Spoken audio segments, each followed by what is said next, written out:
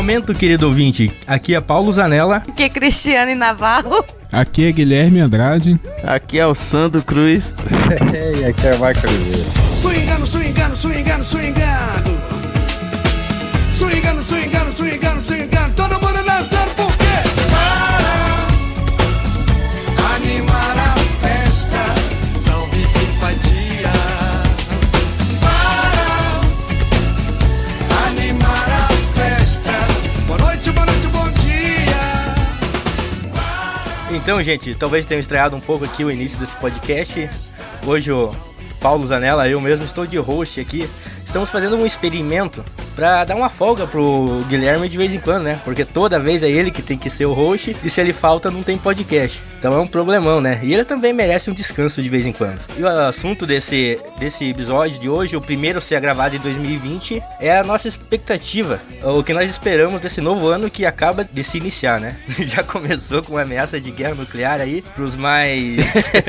os que estão mais ansiosos. Começou mas bem. Eu acho que esse ano promete, né? 2019 não foi fácil e 2020 não tá sendo. E aí, pessoal, o que vocês acham desse ano? O que vocês esperam? Fizeram suas programações?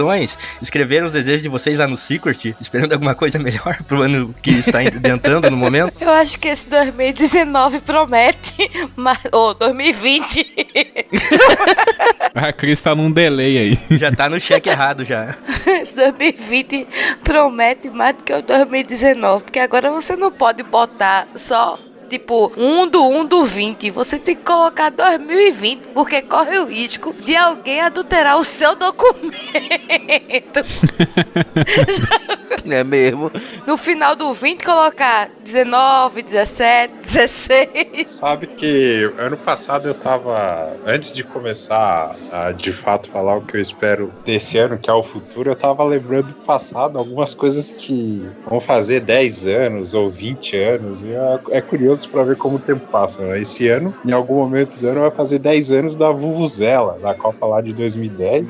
Esse ano, é verdade, mano. É mesmo, ó. Esse ano vai fazer 20 anos da Copa João Avelange, a novela Laços de Família. Começar o SBT na Globo. Exato. O Rei do Gado também vai fazer 10 anos, não? O Rei do Gado é de 96. Vai fazer 10 anos que ele passou, não vale a pena ver de novo, né? A não ser que você esteja falando do Rei do Gado que entrou agora, né? Que começou aí em janeiro do ano passado. Pode Que ser Rei que do agora Gado? também no Carnaval vai ter um monte de Rei do Gado também. Ah, agora que eu entendi. Puta que pariu, velho.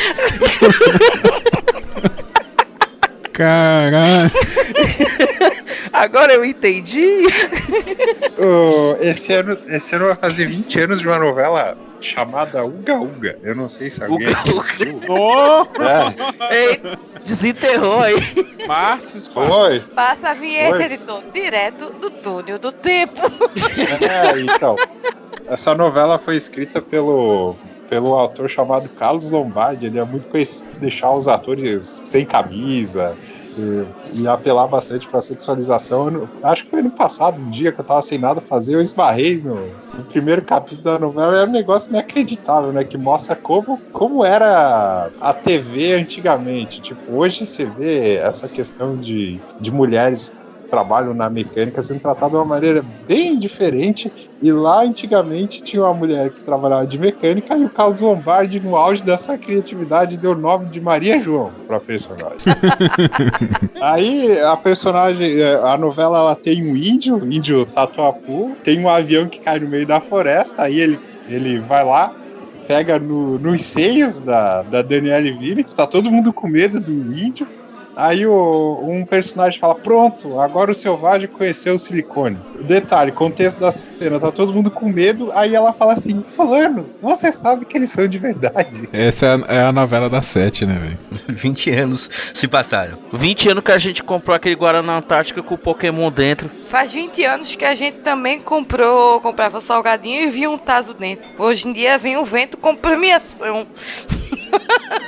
No salgadinho. E aí, Cristiane, fez alguma mandinga pra 2020? Você acha que vai dar certo? O que você tá esperando esse ano? Rapaz, a mandinga que eu fiz, eu pedi pro Mike pular umas 7 ondinhas pra ver se dá certo em 2020. Parece que pulou errado, então, pelo menos, pelo começo. Pô, mas não pulou a onda pra todo mundo, né? Ela pulou só pra ela, né? Porra, a pessoa pular a onda pra não ter uma guerra mundial, aí tá fudido, né? Aí é complicado. Tem que pular um É um pouco de tsunami, né? presunção, né? Um pouco de presunção demais. Teoricamente, um tsunami evita uma guerra, né? Tem pessoas que adivinham o futuro, mas essas pessoas ficam pedindo dinheiro pra poder adivinhar o futuro. Se elas adivinham o futuro, por que elas não ficam ricas logo que adivinham o número da Mega Sena, gente? É uma coisa que eu não consigo entender. Você fala, né? Eu me lembrei de uma matéria que eu vi daquele cara que escreveu o livro, né? De como ganhar na Mega Sena. Aí ele fez 1.500 jogos e não acertou nenhum. Aí o cara vai lá e escreve um número, como ganhar na Mega Sena. Por que ele não ganhou logo? Ele ia estar precisando escrever livro? Não ia. Ah, porque ganhar na Mega Sena não é fácil. Mas escrever livro que um monte de gente burra vai ler é fácil, né? Isso é verdade.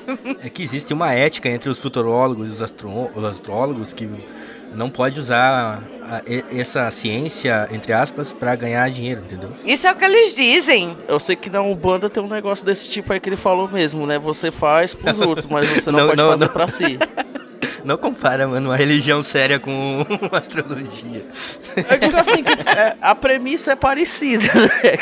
Porque, tipo assim, ele faz trabalho pra outras pessoas, mas se ele quiser algo pra ele tem que procurar outro pai de santo lá. Aí eu acredito que é uma hierarquia. Seja na mesma linhagem aí. É o ditado, né? Santo de casa não faz milagre. Casa de ferreiro, espeto de pau. Cara, mas pra 2020, bicho, eu não sei o que esperar pra esse ano, não. 2019, eu pus uma meta, assim, na minha vida de sobreviver, sabe? Eu queria sobreviver. Queria chegar no final do ano sem dever ninguém. Eu falhei nessa. Queria, sei lá, conseguir um emprego até no final do ano. E, assim... Nessas aí até que deu certo, sabe? Cheguei no final do ano, tô trabalhando, não tô devendo ninguém, tô com alguns projetinhos aí pra minha vida. Então, sei lá, cara, eu acho que em 2020, nesse Brasilzão que nós estamos aí, nessa falta de esperança, eu acho que se for melhor do que 2019 já tá bom, não precisa ser muita coisa não. Se for igual ou melhor, tá bom demais. Cara, eu vi uma reportagem essa semana que teve um senador, acho que foi um senador, deixa eu ver até para não falar besteira aqui, que ou foi senador ou foi deputado, acho que deve ter sido deputado, que aprovou, botou em Congresso uma lei que não podia filmar presidiário e que não só podia, como é que se diz, com ordem judicial, de busca e apreensão, buscar um foragido na casa dele ou na casa de qualquer outra pessoa das 9 da manhã às 9 da noite. Não podia pegar em horário assim, eu digo, cara. Ai, é um absurdo. O que eu posso falar? Só em horário comercial, é? É o Randolfo Rodrigues com... É esse mesmo. Do Riquião. Ele tava programando alguma festa pra depois das 9, certo, né? O cara sai lá do meio do mundo, literalmente, né? Eu acho que isso aí é pra proteger ele mesmo, se tiver com algum rolo no meio. Não me filme, não me toque, não pode mostrar minha tatuagem. Mas essa parada é pra isso mesmo. Agora a gente teve uma medida provisória aí no dia 1º de janeiro, que foi a extinção do DPVAT, né? Vocês estão ligados nessa? Em 2020 não temos o DPVAT mais. Aí extinguiu, depois voltaram atrás, aí disseram que ia reduzir o valor, aí depois disseram que extinguiu, depois disseram que ia reduzir o valor, aí... E aí, como é que ficou isso aí? Cara, eu acho que tá ainda nos 5 pila ainda.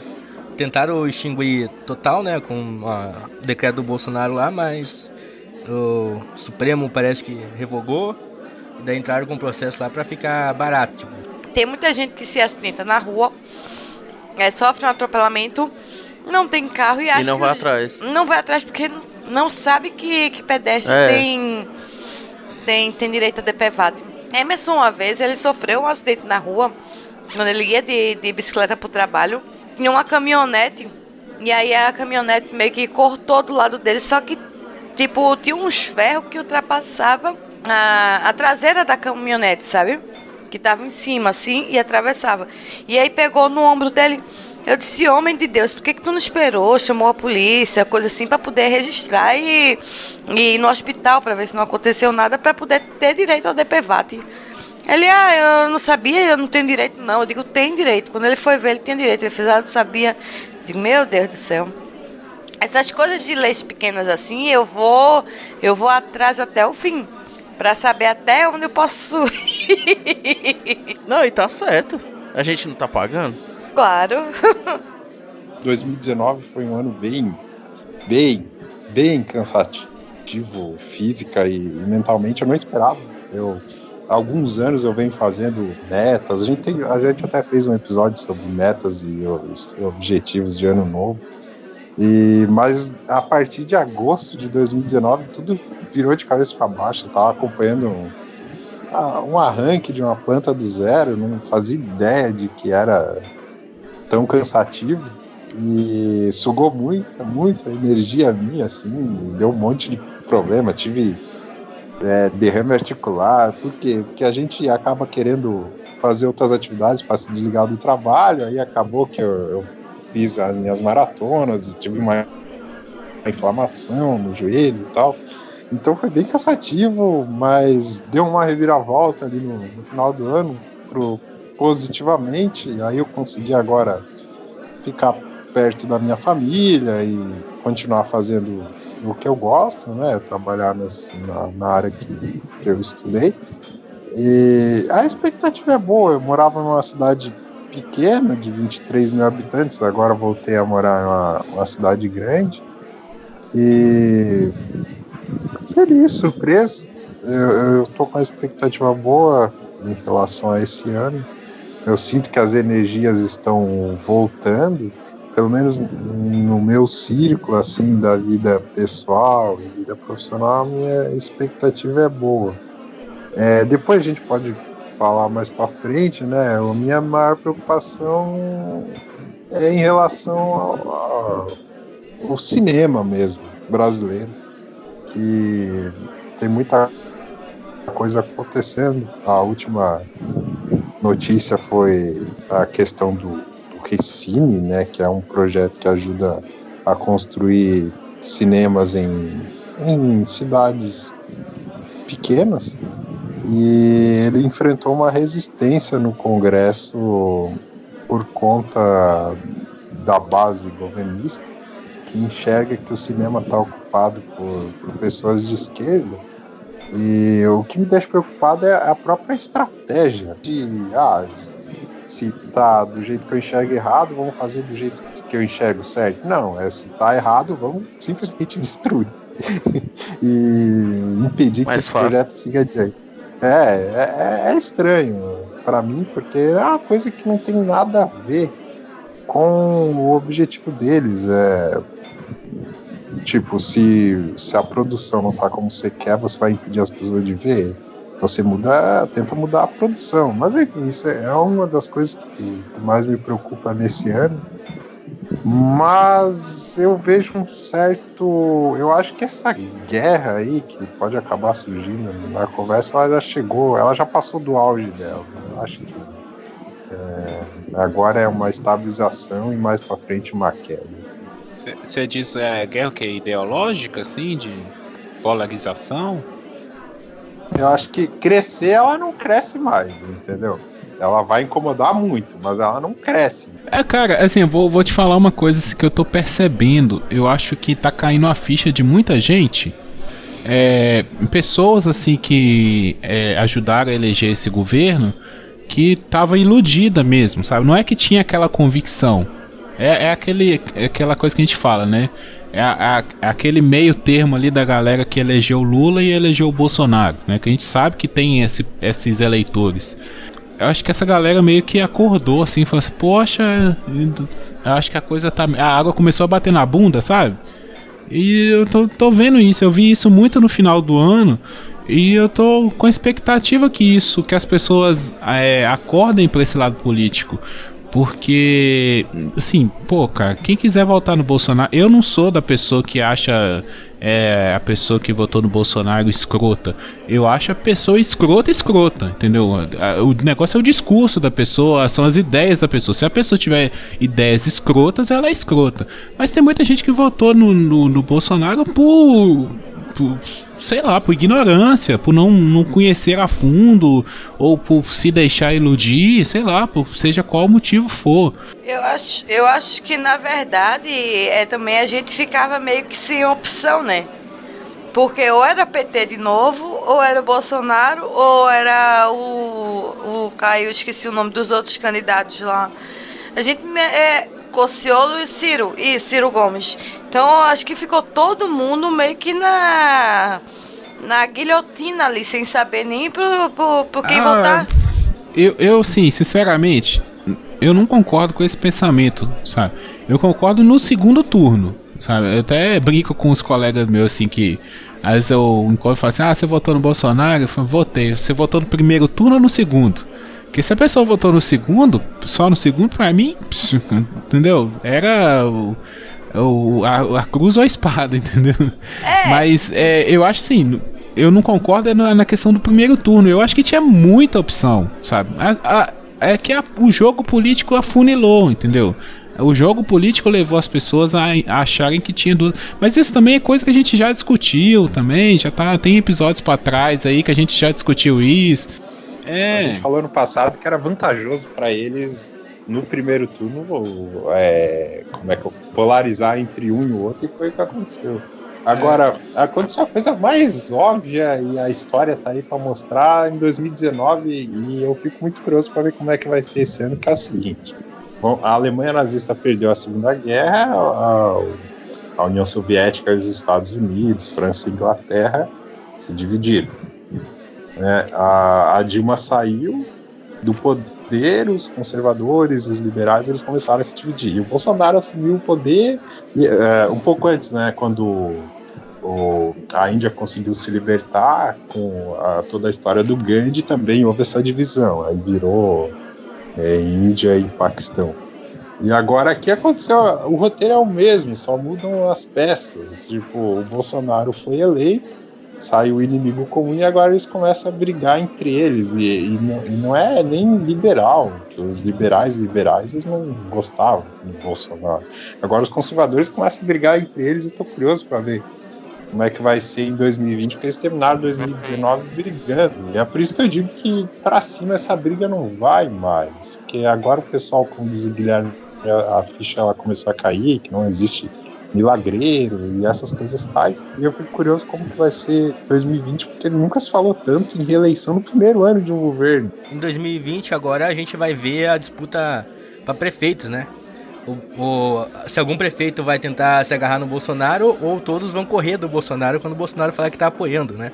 Isso vai ser legal de ver também. Isso é uma coisa que eu ia falar, porque esse ano vão poder medir a força que ainda tem o bolsonarismo, porque agora é baseado na realidade, né? Mas naquela previsão de que antes da eleição, porque antes da eleição podia falar qualquer coisa, agora o pessoal viu o que aconteceu, então a gente vai poder medir se ainda tem força ou se já está em declínio.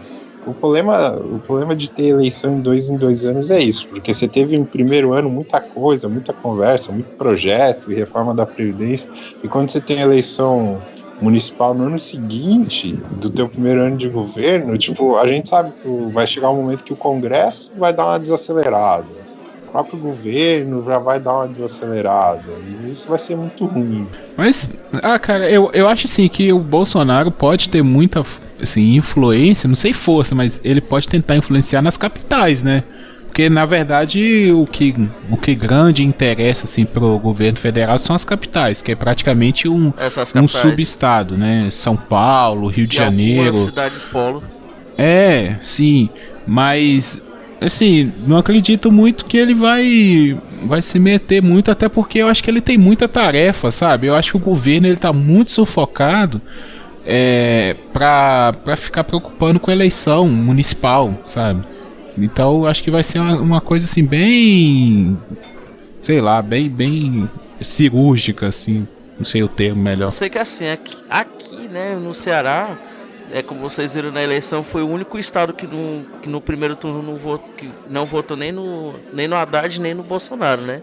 Foi o único estado que ganhou foi um outro candidato, né? No caso o Ciro Gomes.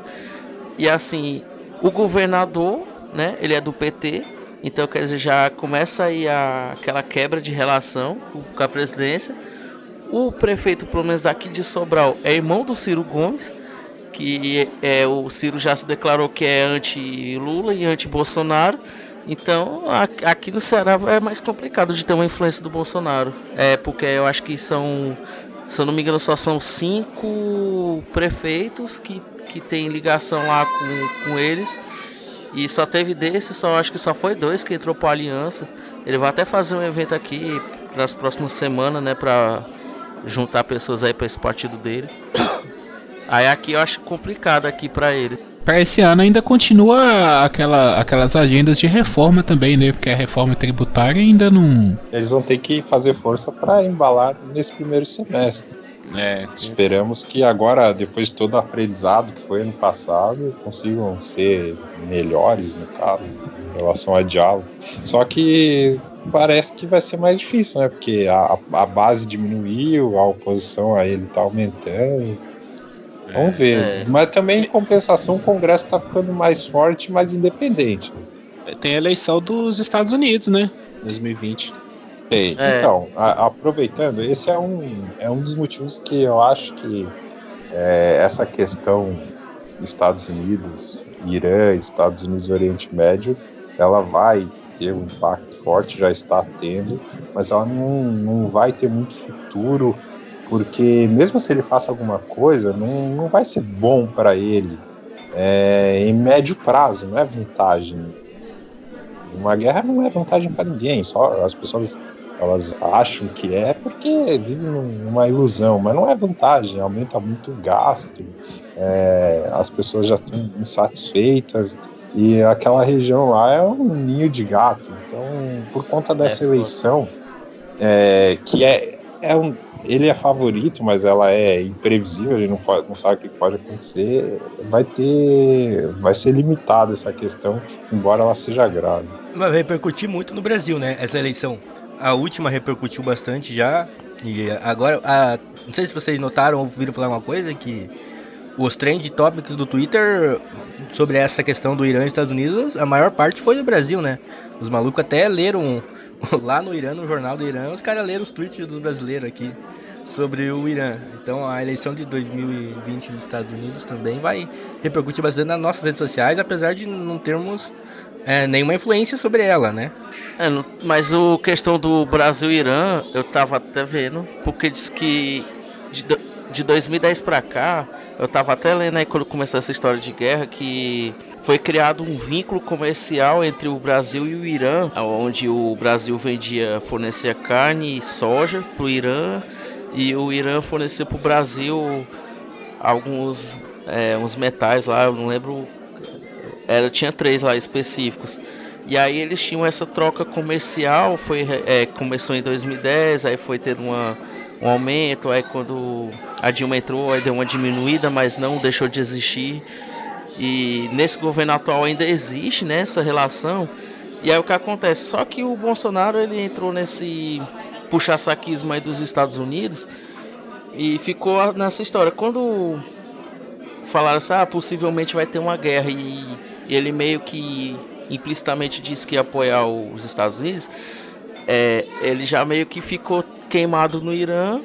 E aí eu tava comentando com uma pessoa de manhã, que tipo assim, você tem 2 amigos e aí as pessoas ficam se intrigam, você vai ficar do lado de quem? Se você é amigo dos dois?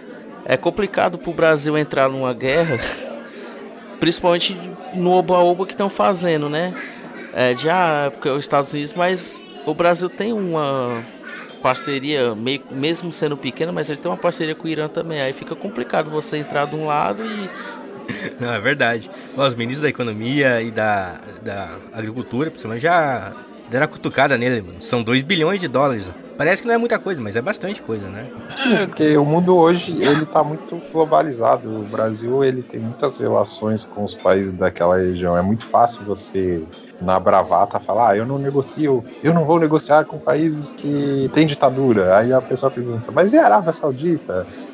Entendeu? Que é um país que tem relação comercial. Então é por isso que a escola historicamente brasileira de diplomacia, ela sempre foi na disciplina, na paciência e na firmeza, mas ela não se posicionava como estão se posicionando atualmente o ministro das Relações Exteriores. Então seria muito curioso, seria ruim pro país, mas seria muito curioso se algum deles falasse, então beleza, fecha a porta e deu, que é um risco que o Brasil tá correndo. Mano, aí a gente ia ver o quanto ia durar a bravata. não, tinha que ser quem quisesse ir pra guerra, vai, tá ligado? Nem que não fosse americano, é brasileiro, quer ir pra guerra lá, apoiar os Estados Unidos, vai lá. Ia durar uma semana a vontade de ir. Mas assim, esse discurso desse governo Bolsonaro, ele... É porque o governo Bolsonaro, ele é muito fraco no discurso, né? Assim, você não pode levar fé. Infelizmente, hoje em dia nós temos um governo sem pulso. Então, por exemplo, ele começou, não vou negociar com o comunista, né? É a briga contra o comunismo, nossa bandeira não vai ser vermelha. Terminou 2019 levando o pinico lá na China. O que o Mike falou é muito verdade, nós estamos num mundo globalizado, sabe? Hoje em dia, gente, qualquer discurso que um presidente faz impacta na economia do país. Sabe? É isso que o governo, ele parece amador, ou ele é amador nesse sentido, por causa disso, que ele não sabe o que falar.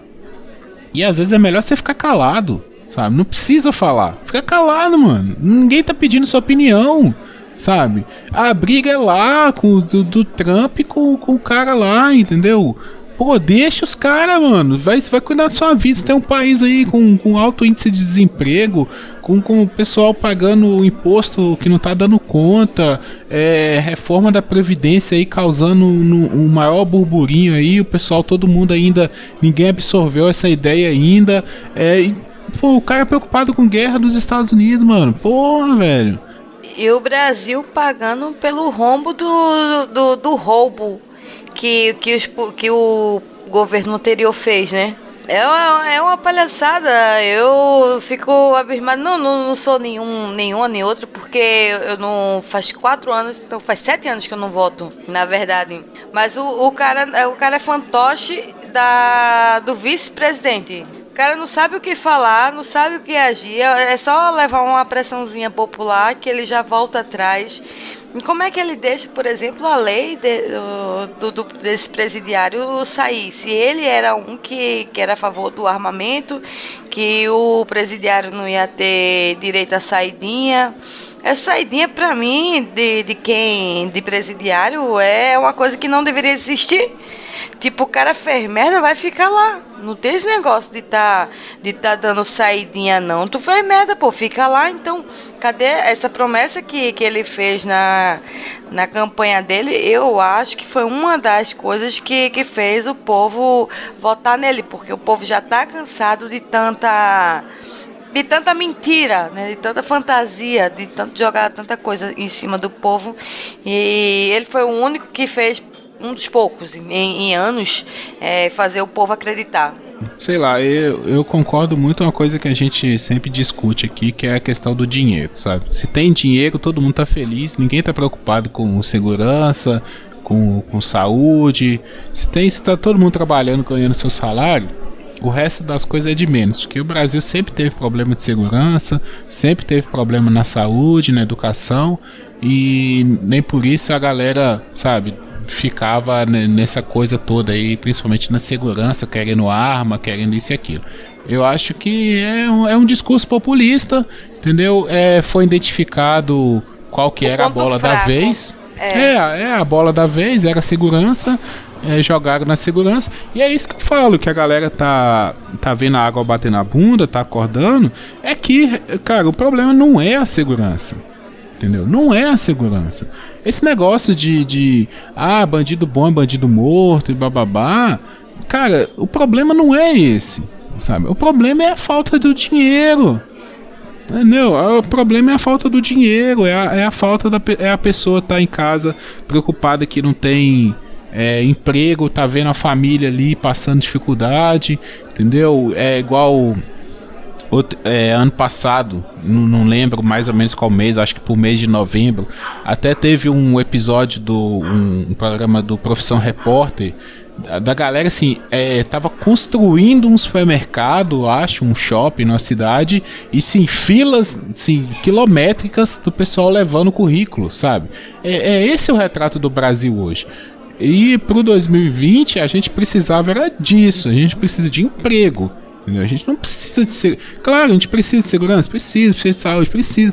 Mas esse não é o problema principal, entendeu? O problema principal é o dinheiro girar, voltar o país a crescer. Sim, e dos problemas também que existe hoje, além da educação, que, por exemplo, graças a Deus, meu marido tem condições de sustentar a casa sozinho. Mas fica imaginando uma mulher que, por exemplo, que a gente sabe que quanto menos o valor aquisitivo, mais filhos a mulher tem. Eu não sei que prazer que tem, mas enfim, cada um com as suas crias. Mas, por exemplo, como é que essa mulher vai se sustentar sozinha, com 4 filhos e sem apoio de família? Poderia existir, além de creche em período integral, existir escola em período integral também, para que desse condições de uma mãe solteira, por exemplo, trabalhar para poder sustentar seus filhos. E na maioria das vezes ela não tem com quem deixar. Então deixa as crianças tudo sozinha em casa, não tem quem observe as crianças, por exemplo, e as crianças vão se envolvendo, quem que abraça, o tráfico vai abraçar, logicamente. Então isso gera mais criminalidade na sociedade. A falta de oportunidade. Não sou a favor de bandido, nunca fui, mas eu tô dizendo que pode ser uma das causas, assim. E aí depois quem sofre é a mãe, porque tá lá tentando trabalhar o máximo para poder sustentar as crianças, e aí acontece o que geralmente acontece.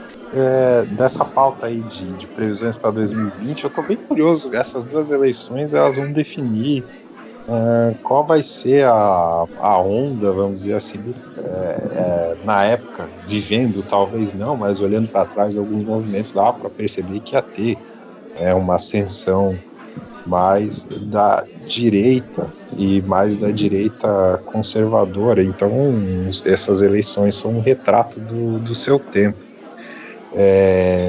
E agora nós temos as eleições municipais e essa eleição nos Estados Unidos, que talvez puxe a fila de muita coisa. Seria muito curioso aí se ela terminasse, mesmo com a vitória do Trump, mas de uma forma mais acirrada ou algo do tipo, ou mesmo ele não conseguindo ganhar. Então vai definir aí qual vai ser a próxima onda aí, se vai ser mais de esquerda, ou se vai continuar com conservadorismo, ou se vai ser mais liberal. Eu confesso que para mim tá difícil de desenhar isso em relação a esse 2020, só quando chegar a hora mesmo que vai dar para ter uma ideia. Acho que vai ficar um meio a meio. Mesmo se ficar um meio a meio já é um sinal de alguma coisa, né? Um meio a meio hoje já é um sinal de alguma coisa, porque a direita dominou muito a eleição presidencial. A gente já conseguiu observar na Espanha, em Portugal e até na Itália mesmo, que estavam com governos de direita, né? O pessoal já deu se ligaram um pouco e veio um pouco lá da esquerda, né? Talvez isso, com o processo de retardamento que o Brasil tenha, isso influencie nas próximas eleições também, né? Nos Estados Unidos é óbvio, porque lá eles têm uma cultura de reeleição, né? 8 anos um partido, 8 anos outro. Eu acho que não tem pro Trump perder essa vez. Também é a eleição mais fraudulenta do mundo também. Eu acho que perde. Eu torço para que as coisas se encaminhem para um lado mais liberal. Aqui no Brasil vai demorar muito, a gente não tá nem pronto, mas eu torço abertamente. Mas sabe o que foi que aconteceu lá também? Veio até à tona um dia desse. Pode ser também que seja especulação, mas, por exemplo, lá nos Estados Unidos o voto é facultativo. E tinha muita gente protestando contra o Trump, só que é o que acontece. Uma coisa é eu estar no meio da rua protestando, outra coisa é ir pra urna votar. E disse que a maioria dessas pessoas que estavam protestando não votaram. Então quer dizer, pra ele é vantagem, né? Não, pode ficar aí latindo aí na rua e o pessoal que vota em mim vai lá e vota. Isso aí é um problema. Isso aí é um problema. Você reclamar e não lá fazer sua parte é difícil, né? Porque, por exemplo, e outro principal ponto, tipo, o pessoal tá muito cansado de globalização. O povo americano, ele tem muito essa de olhar para dentro e muita raiva da China, tanto que agora eles tem toda essa questão, teve, né, essa guerra comercial com a China. Vamos ver como é que se desenrola esse ano, até uma coisa que a gente pode abordar também. E ele se elegeu prometendo resgatar a força interna. Então muita gente acredita. Se eu te disser que essa história da China eu já estava imaginando, o Trump, né, apesar dos pesares, e na época da eleição foi até uma pessoa falou isso, né, uma pessoa de lá, que assim, parece que as empresas dele somam 60% do PIB do país. É um negócio assim. E aí um cara que questionou, né, a questão da candidatura dele, disse assim que ele já ajudava muito o país, independente de ser presidente ou não, porque ele gerava muito emprego. E aí, como tem justamente isso aí que você acabou de falar, essa ascensão da China comercialmente, para ele, de uma certa forma, é uma grande ameaça, porque aquilo está atingindo ele tanto como presidente quanto como empresário. E aí ele fez justamente essa lei de aumentar a taxa de produto da China, que era para as pessoas comprar os produtos dele. Então, assim, ele governou para ele mesmo, vamos assim falar. Isso já era esperado, porque você colocar um empresário aconteceria um negócio parecido no Brasil, como se fosse um Dória fosse presidente. Ele iria fazer a mesma coisa, ia valorizar o dele e aumentar o preço dos outros. Mas o Dória pro Donald Trump tem muita diferença, né? Tem outra questão. Não, que o Dória é um mega empresário também, né? Mas eu digo assim, que o Donald Trump é o Donald Trump há muitos anos, né? Assim, ele não é um qualquer empresário, ele é um gigante mundial há muitos anos. O país depende dele, ele sendo presidente ou não. Eu também acredito que ele se reelege esse ano, porque tipo, essa onda ainda tá no alto patamar, ela não vai cair agora, mas eu acredito que ela não sobe mais, mas ele ainda vai surfar nela, e como o Paulo falou, é uma tradição, a não ser que aconteça um desastre muito grande, mas é uma tradição a reeleição, né? Mas começou lá no Bush. Sim. Esse lance de rede social, internet, com o John Bolton lá, de usar as massas, né, e saber manipular as redes sociais e tal. Tipo, o Trump foi o sucessor lá nos Estados Unidos e o Bolsonaro foi aqui, né. Nas próximas eleições, os dois lados vão estar muito bem guarnecidos, né, dessa função, né. Então pode haver uma paridade maior também.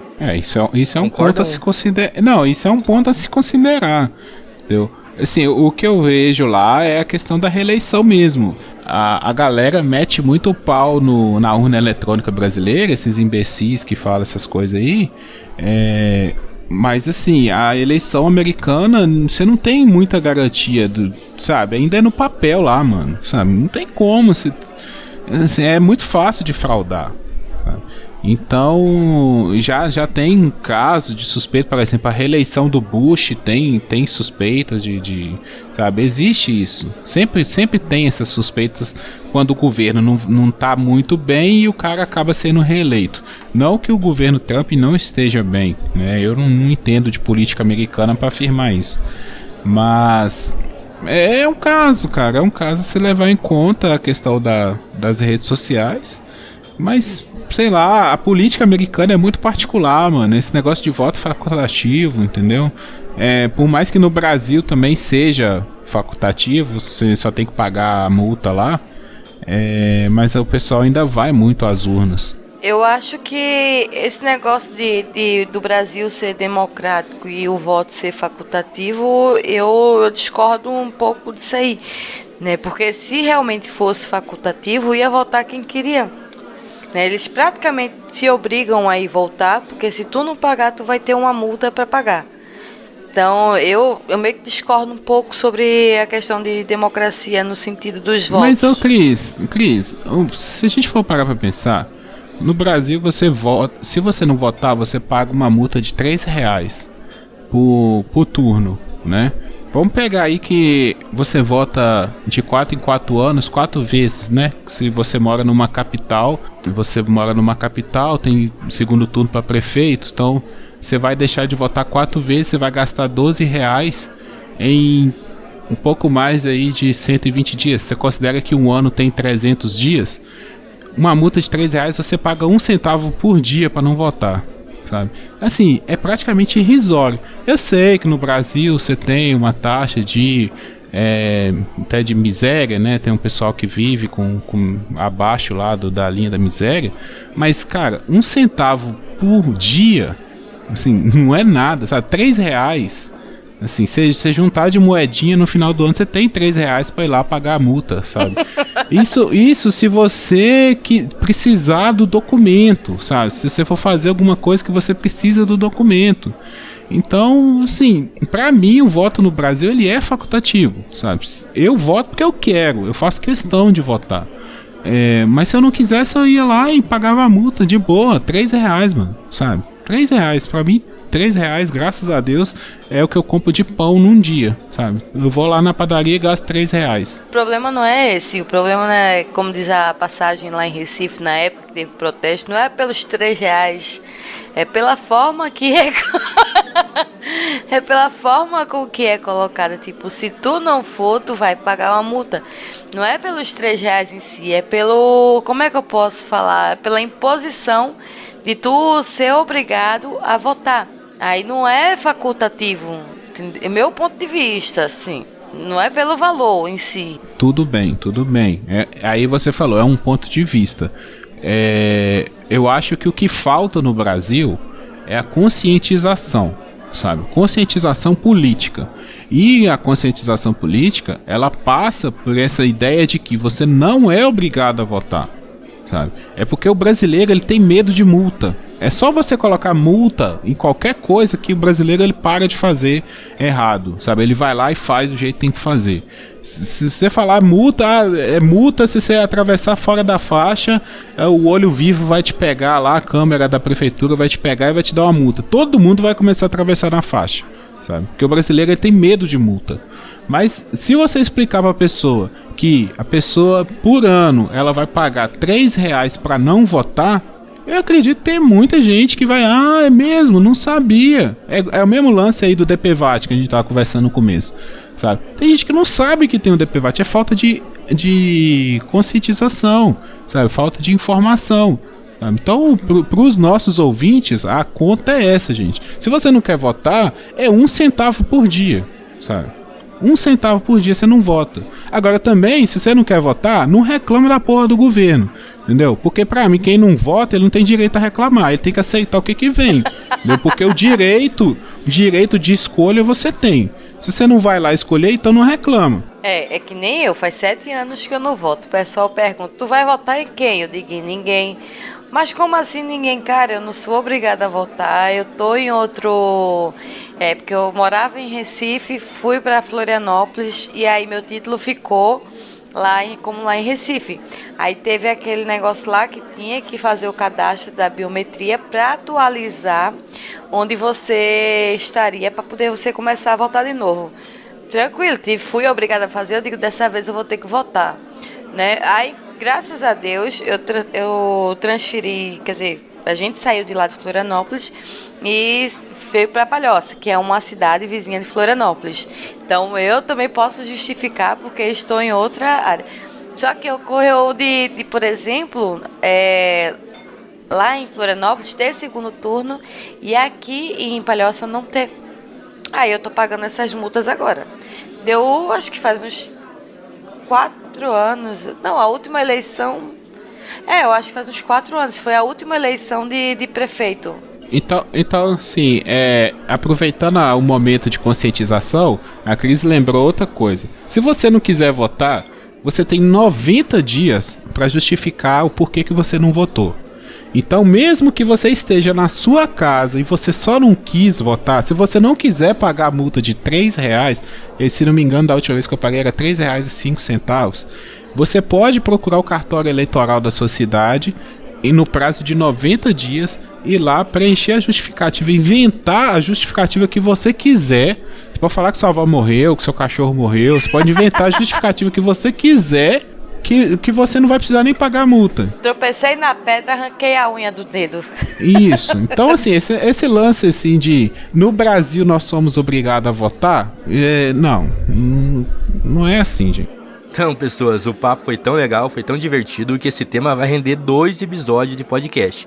Como esse aqui já tá grande, a gente vai finalizar ele aqui e semana que vem a gente volta com o mesmo tema e algumas coisitas mais para continuar esse papo. Então aqui vou agradecer o Guilherme, a Cristiane, o Sandro e o Maico que estão retornando ao Papo de Calçada. E a você, ouvinte, que já está ouvindo a gente há 2 anos e espero que continue ouvindo ainda mais, beleza? Ó, não se esqueça de seguir a gente lá nas nossas redes sociais, no Facebook, no Instagram. E também venha falar com a gente lá no grupo de ouvintes no Telegram. Baixe o Telegram aí, faça sua conta e procure o Papo de Calçada lá, o nosso grupo de ouvintes. É bem facinho, você pesquisa lá t.me/podcast Papo de Calçada e você vai estar adentrando ao grupo e podendo falar com a gente, dando as suas ideias, comentando o que você achou, se você gostou ou não do episódio.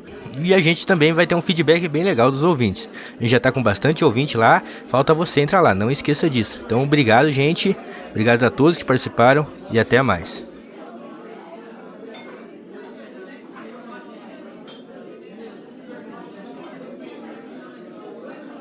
Eu pratico observar a sociedade quando ela baixa a guarda por descuido, fotografar rapidamente, falando metaforicamente, e depois tentar descrever aquilo que ficou desnudado, aquilo que ela não pode confessar.